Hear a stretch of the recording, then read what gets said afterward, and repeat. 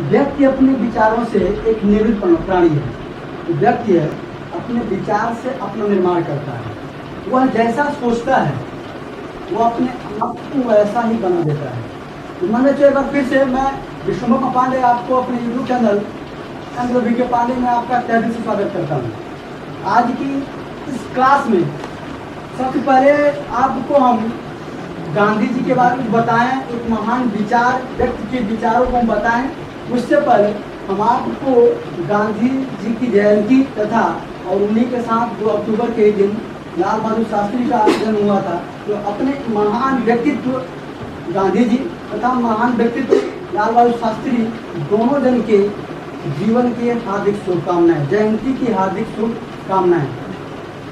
चलिए आज की क्लास में हम एक बेहतरीन तरीके से, क्योंकि आप ये कह सकते हो कि हम यहाँ पे कहना तो सब बेकार है कि किसी भी व्यक्ति का एक बहुत विशेष हाथ है, लेकिन यहाँ पर हम आज पढ़ने वाले जो हैं केवल और केवल जैसा कि लिखा होगा गांधी जी पढ़ेंगे, लेकिन उससे पहले हम आपको पढ़ाएंगे गांधी जी का जीवन परिचय। पहले हम बताएंगे गांधी जी के बारे में एक शॉर्ट नोट्स के माध्यम से।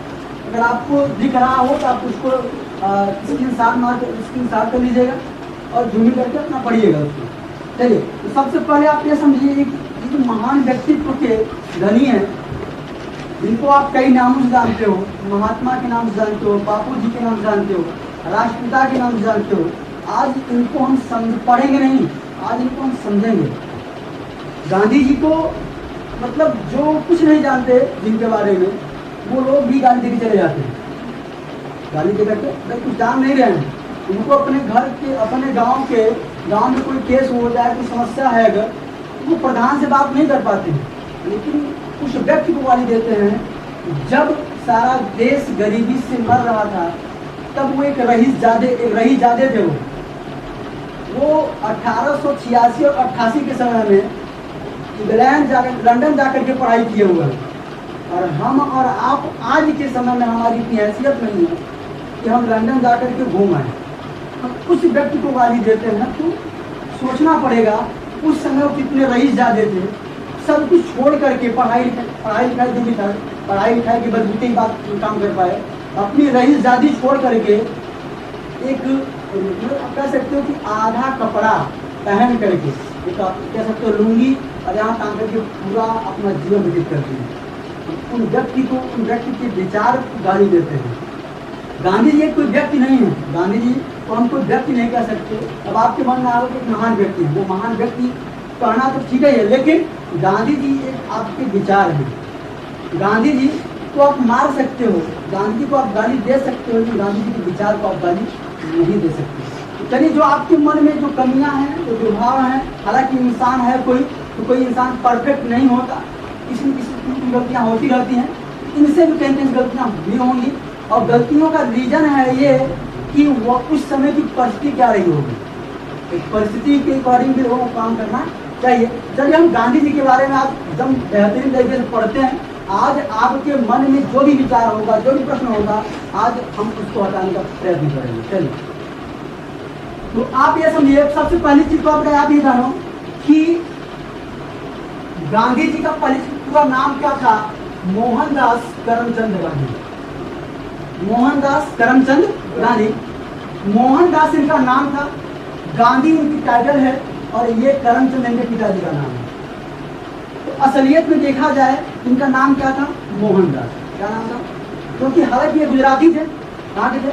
गुजराती या जो मराठी होते हैं, वहाँ भी क्या होता है कि वहाँ अपने पिताजी का नाम कहीं तमिलनाडु चले जाओ, भाई दक्षिण भारत चले जाओ, वहाँ पे पापा मम्मी दादा दादी लगभग 4-5 पुश्तों का नाम साथ में रहता है।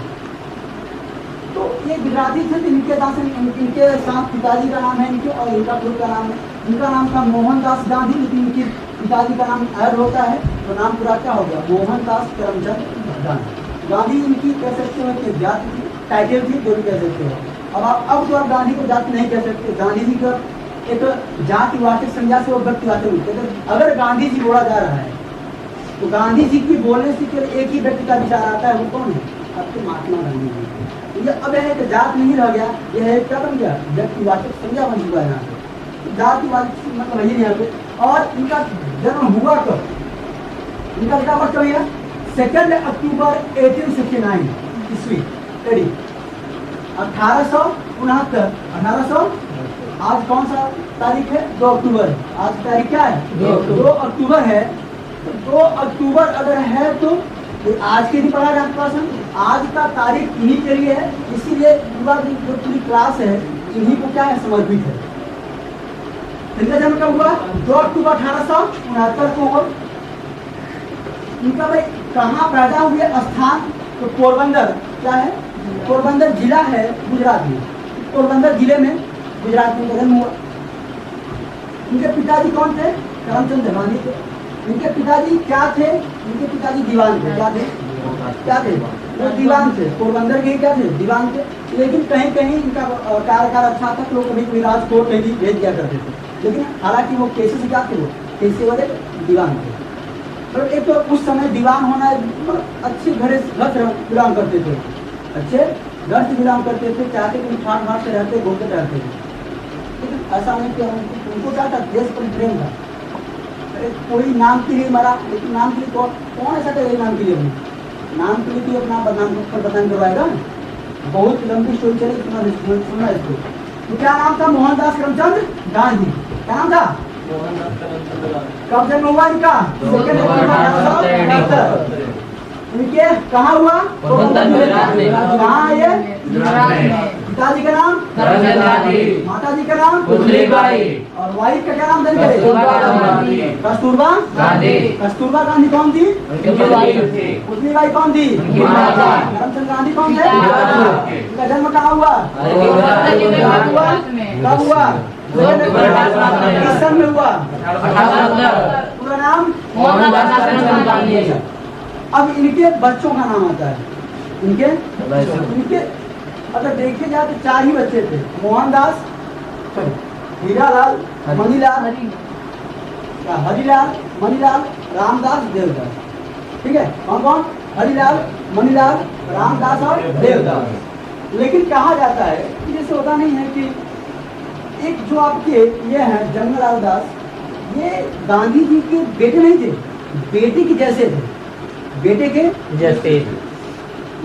ये आप कह सकते सगे बेटे नहीं है इनके, लेकिन इनको क्या कहा गया है कि गांधी जी इनको अपना बेटा मानते थे, तो ये अपने इनको पिता मानते थे।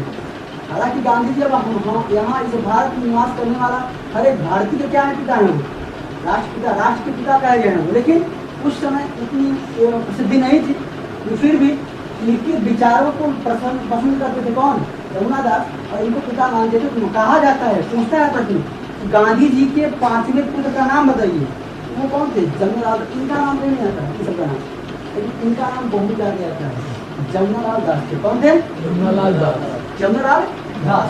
अच्छा भैया, फिर आता है गुरु का नाम क्या था, इनके 2 गुरु हुए। जब ये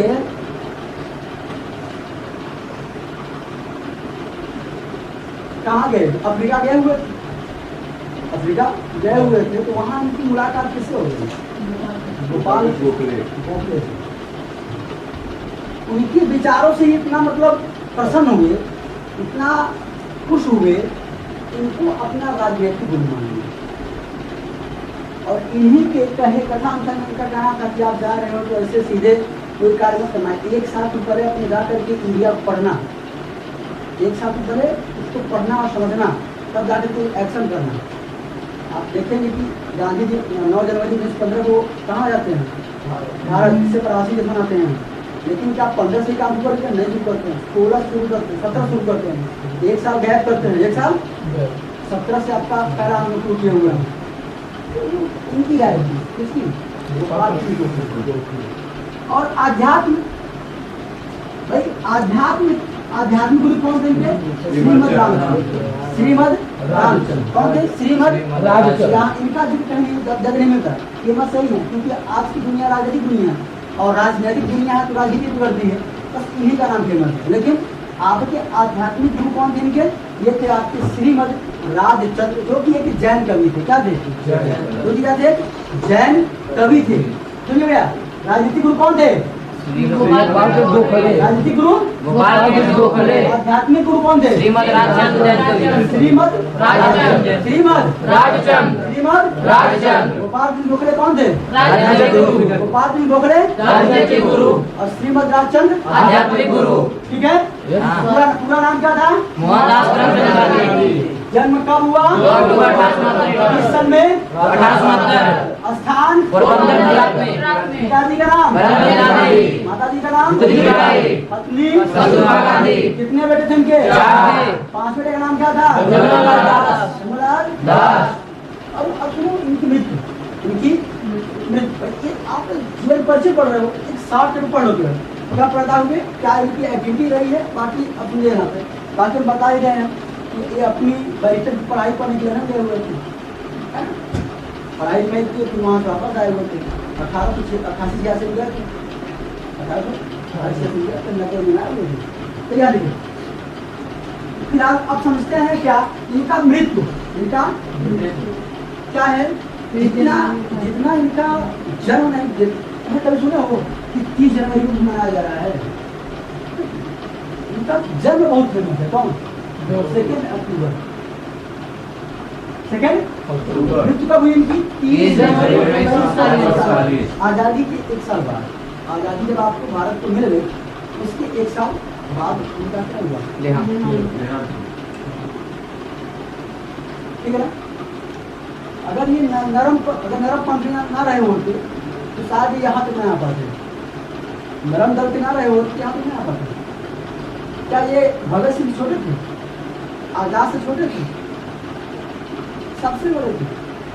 आपके लाल बहादुर शास्त्री से बड़े हैं ये। उनका जन्म हुआ है 69 में, उनका हुआ है 1900 में, 18 में 19 में हुआ है। अगर लाल बहादुर शास्त्री का भी तो नाम आता है भाई, वो भी कई कार्यक्रम में भाग लिए हुए हैं। आपके सेकंड पीएम नहीं हुए हैं लाल बहादुर शास्त्री, तो उनका नाम तक नहीं आ रहा है। कुछ तो किया हुआ है, कुछ तो किया हुआ है। ये रहे होते तो बंगाल की रहने वाली था, गांधी जी रहे होते तो बंगाल में तो वो 1905 में हुआ।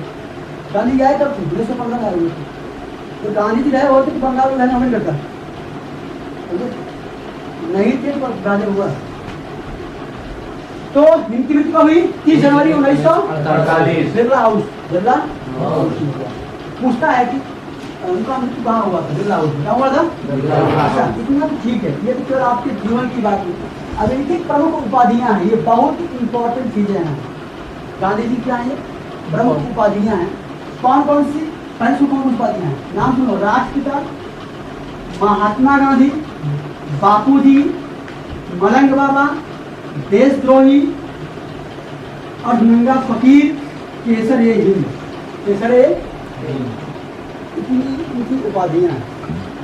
सुनिएगा, बोलेगा। राष्ट्रपिता, महात्मा, बापू, मलंग, देशद्रोही और नंगा फकीर, केसर ए हिंद। इनकी क्या है?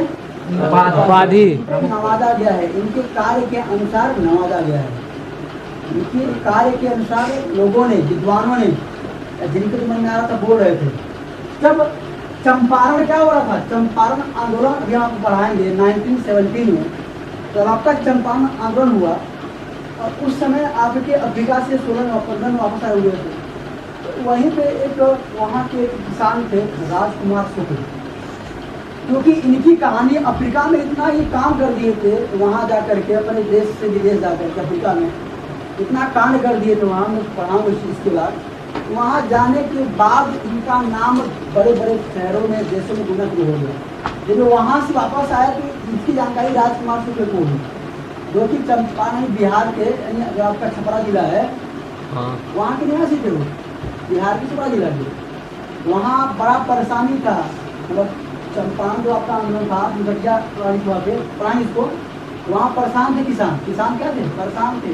जानकारी हुई तो आए, इनको आमंत्रित किया गया, चलिए मेरे यहाँ। 15-16 में आए थे, मना कर दिया गया कि 1 साल वो इसको स्टडी किया कि क्यों ऐसा हो रहा है, आखिर क्या बात है। पूरे सिस्टम को पढ़ा, कई वकील हो गए थे, वकालत किए थे, पूरे सिस्टम को पढ़े, समझे कि क्या स्कूल है। तो चंपारण का जब ये क्या हुआ आंदोलन था, उस टाइम जब यह सफल हुआ आपका, जब आपका यह आंदोलन क्या हुआ सफल हुआ, तो इस सफलता को देख करके जो आपके रविंद्र क्या इनका सुभाष चंद्र बोस राष्ट्रपिता, ये तो महात्मा की बात है, ये महात्मा की बात हो रही है, ये महात्मा की बात कर रहे हैं। तो जो आपके रविन्द्रनाथ टैगोर हैं, इन्होंने इनको क्या कहा था, महात्मा कहा था। क्या कहा था, महात्मा। हाँ, इन्होंने इनके कार्यक्रम को गाली भी दिया है कि ये मतलब कि पगड़ाई हो रही है, लेकिन जब अच्छा काम कर दिए, क्या कर दिए, चंपारण में पहली बार आंदोलन किया। पहली बार तो कोई पूछता कि पहला आंदोलन भारत में, पहला आंदोलन भारत में कौन सा था, गांधी जी का, तो कौन सा था, कौन सा उनका, चंपारण। और गांधी जी का आपके 1906 में, ये तो 1917 में है, 1906 में गांधी जी का पहला विश्व में, क्या कह सकते हो कि अफ्रीका में, जीवन का उनके पहला आंदोलन 1906 में अफ्रीका में किया था उन्होंने। कहाँ किया था, अफ्रीका में। 1906 में पहली बार आंदोलन गांधी जी का कहाँ था, अफ्रीका में। भारत में पहली बार कब था, चंपारण आंदोलन 1917 में। आगे पढ़ाएंगे आपको। अच्छा भैया, क्या कहा गया, रविन्द्रनाथ टैगोर ने इनको महात्मा कहा, लेकिन कुछ विद्वानों का मत ऐसा है कि 1915 में ही पहली बार राजकुमार शुक्ल ने, वैद्य जीवन में, कौन, एक वैद्य जीवन व्यक्ति थे, एक जानकार थे, उन्होंने इस नाम से इनको क्या किया था, संबोधित किया था, इस नाम से, महात्मा के नाम से। लेकिन प्रसिद्धि किसको मिली है, रविन्द्रनाथ टैगोर को, अधिक इतिहासकार इन्हीं को मानते हैं, इन्हीं को मानते हैं। ये कहा गया है कि ऐसा है तो 1915 में पहली बार महात्मा शब्द का जो प्रयोग था वो वैद्य जीवन में किया। ठीक है, अगली बात राष्ट्रपिता की बात करें अगर हम, तो राष्ट्रपिता कहने वाले, हालांकि जो नाम फेमस है वह एक नाम फेमस है, सुभाष चंद्र बोस। सुभाष चंद्र बोस। चलिए देखिए, हम उपाधि की बात कर रहे थे, तो उपाधि नहीं देखे बेटा, तो हमने बताया महात्मा के बारे में बता दिया कि महात्मा की उपाधि कैसे मिली है।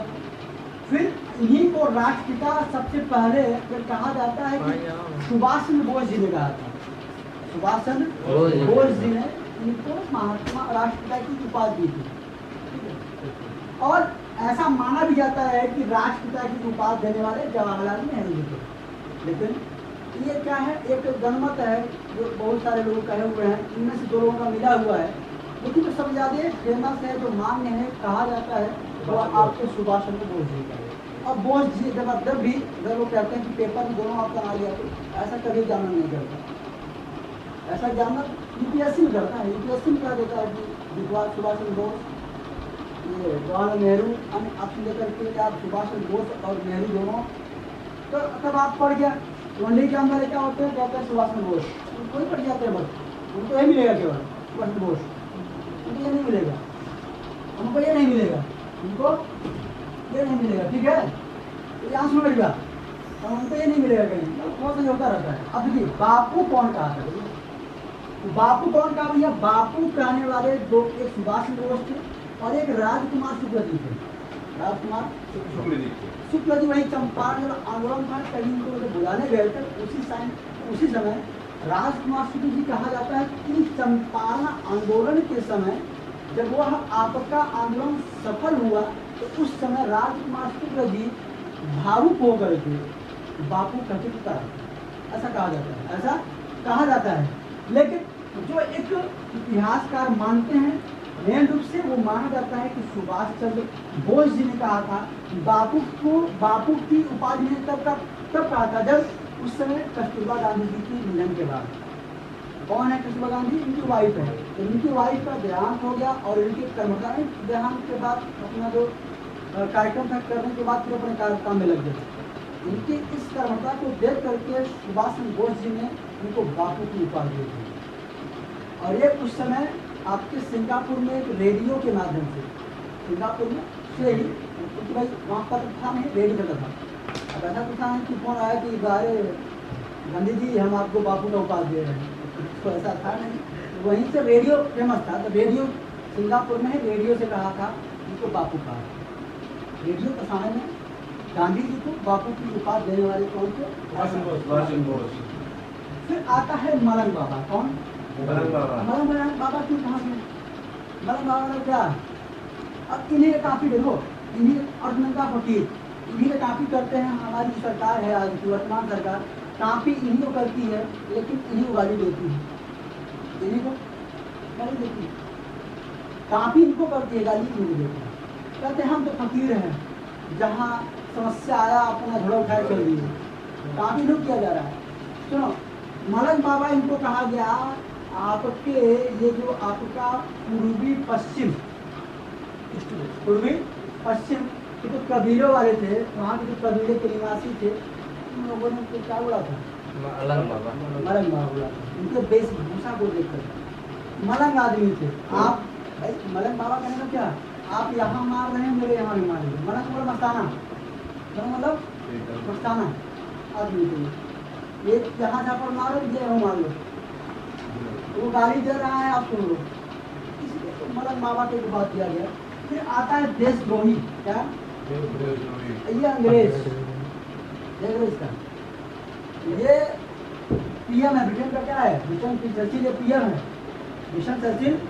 सोचो, हम हमारे देश के निवासी उन गांधी को गाली देते हैं जिनके मरने की कामना, ये मौजूद यानी ब्रिटेन का पीएम कर रहा था।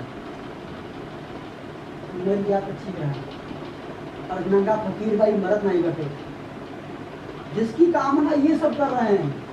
और देशद्रोही क्यों कहा जा रहा है? इसीलिए कहा जा रहा है कि ये अंग्रेजों का साथ नहीं दे रहे थे कि लोगों को बढ़ाने के लिए देशद्रोही कहा था। और कहा कि यह नंगा फकीर, आधा नंगा फकीर, मतलब आधे शरीर में वस्त्र है, आधे शरीर में वस्त्र नहीं है, ये मर नहीं रहा है।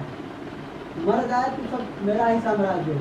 जिसके मरने की कामना ब्रिटेन का पीएम कर रहा है, आज उसे हम गाली देते हैं। सोचो वो कैसे रहे होंगे, जिनके पास इतना पैसा था कि पूरी जिंदगी वो अयासी करते, पूरी जिंदगी वो अयासी करते, कुछ भी करते, लेकिन फिर भी अपने देश के लिए अपना सब कुछ कुर्बान कर दिया। लेकिन आज की युवा, आज के लोग कुछ नहीं जान रहे हैं। छोटी सी कहानी सुनिए भगत सिंह के बारे में, गाली दे रहे हैं। छोटी सी कहानी सुनिए, विभाजन क्यों हुआ अपने भारत और पाकिस्तान का, वो कहानी पता नहीं उनको, और गाली गाली दे रहे हैं।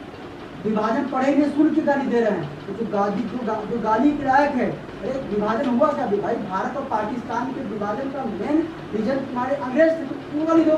भारत और पाकिस्तान के डिवीजन के मेन हकदार तुम्हारा ये था, जिन्ना था, तो उसको गाली दो। तुम्हारी औकात नहीं थी, आज भी हमारी औकात नहीं थी कि हम कुछ गाली दे, उसको नहीं दे रहे हैं। गाली के लायक तो नाथुराम गोडसे हैं, आप उनको गाली दो। नाथुराम गोडसे कहीं सुने थे? बस ये हम ही जानते हैं कि आरएसएस के कार्यकर्ता थे। वो आरएसएस के कार्यकर्ता तो गोली मार देंगे किसी को। नाथुराम गोडसे कहीं भी काम सुने हो? कुछ देश के लिए किए थे वो? कोई इतिहास बताओ, कोई इतिहास नहीं उनका। सर्च करें मिल जाएगा। लेकिन बस इतना जानी कि वो आरएसएस के सिर्फ थे, जिससे हम लोग आरएसएस में हैं, जुड़े हुए हैं, बस यही थे। वो कार्यकर्ता के रूप में थे, मान लीजिए कुछ अच्छे पद में रहे होंगे। तुमको मारा, हम मारते, तुम किसको मारे? उसको मार दिया था, वो तुमको गोली मार दिए होते, बात रहा था उसको मारा, तुम वो दिमाग करवा रहा था। पाकिस्तान और फिर इंडिया का बहन, तुम उसको मारो, तुम्हारे औकात है तो तुमको मारी दो। तो तुम्हारे पास इतनी वो थी, थिंकिंग पावर थी, क्या तुम सोचो इतने वृद्ध आत्मा 80 साल के आसपास के होते गांधी जी। 45 के आसपास की बात है। बंगाल भाई भारत छोड़ो आंदोलन, भारत छोड़ो आंदोलन आपको आज़ादी से मिली है, उस समय की बात है ये। बताओ उनको शर्म नहीं आई? नाथुराम गोडसे तो विचार वाले दे रहे हैं, उनको क्या दे रहे हैं? उनको शर्म नहीं आई? जिनको भाई विधवा बुढ़ापा 85 साल का है, 80 साल का, उसको हम बता के छोड़ के चला जाए कहीं से, धक्का लग जाए उसको, आपको शर्म नहीं आई? तो हम तो बोलना अभी हम उनको वाले दे रहे हैं। हम नाथुराम गोडसे वाली अभी आप कह रहे थे ना कि बंदी वाले मिले होंगे। आप सोचो 85 साल के बुढ़े को आपके विचार कहाँ गए, आपका संस्कार कहाँ गया? आप 80 साल के बुढ़े को गोली मार दिए। ठीक है यार, वो कह दिए कि भाई तुम बताओ यार, हम तुम सब साथ में हो, यहाँ हिंदू मुस्लिम की बातें नहीं है। अभी आज के 5 साल पहले बंगाल भाई आपके इसके देश के विभाजन के पहले हिंदू मुस्लिम सिख जितने भी जातियाँ थी सब सेम थी, सब साथ रह करके लड़ रही थी। एक साथ खाना खा रहे थे, एक साथ से कुछ कर रहे थे, अचानक तुम उनको अलग करोगे, तकलीफ नहीं होगा? जब भारत और पाकिस्तान का विभाजन हो रहा था, सब लोगों ने यहाँ तक जो अखंड भारत की जो मुहिम लेकर के आए हुए थे, हमारे सरदार पटेल जी क्या करते, अखंड भारत सभा देखे हुए थे, काफी राज्यों को मिलाया हुआ है इन्होंने, काफी लोग भाग रहे थे, सब कुछ इकट्ठा किया हुआ है। उन्होंने कह दिया कि ठीक है, अब विभाजन जरूरी है, भारत पाकिस्तान अलग होना जरूरी है। आज 1909 में अगर हमने हमारे गांधी रहे होते, तुम सोचो अगर गांधी जी, तो आप ही सोचिएगा कि उस समय जब उनकी पूजा करनी थी तब लोग गोली मार के चले गए। क्या करके गए? गोली मार के चले गए। तुम समझ आ रहा है? तो ये पूरी कहानी थी, ये पूरी। तो कौन बात हो गया? अब नंगा फकीर और देशद्रोही भीषण चर्चित। केसर ये हिंद, ये बात है बेटा, एक युद्ध चल रहा था, बोआर का युद्ध था, बोआर का युद्ध था, 6 सेकंड युद्ध लड़ गए, लेकिन इसमें भाग लिए थे 1899 और 1902। इसमें आपके गांधी जी थे। ये डच और अंग्रेजों के बीच में था। कब था ये? डच VS अंग्रेज, VS इनके बीच युद्ध लड़ा जा रहा था ये, इनके बीच युद्ध। और वहाँ अफ्रीका में इनका अच्छा खासा रुतबा था। किनका?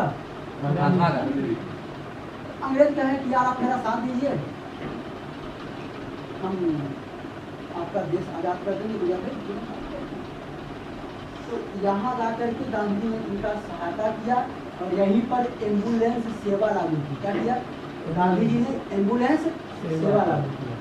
ठीक है, तो गांधी जी का ये विचार है। अभी आप केवल क्या पढ़ पाए हो? केवल गांधी जी के बारे में जो परिचय पढ़े हो। अभी उनके पत्र क्या है, उनके बुकें क्या हैं, उनका मतलब आंदोलन क्या है, सबको वन बाई वन समझेंगे और पढ़ेंगे। सुन रहिएगा, हम मिलते हैं आपको अगले वीडियो में। जय हिंद, जय भारत।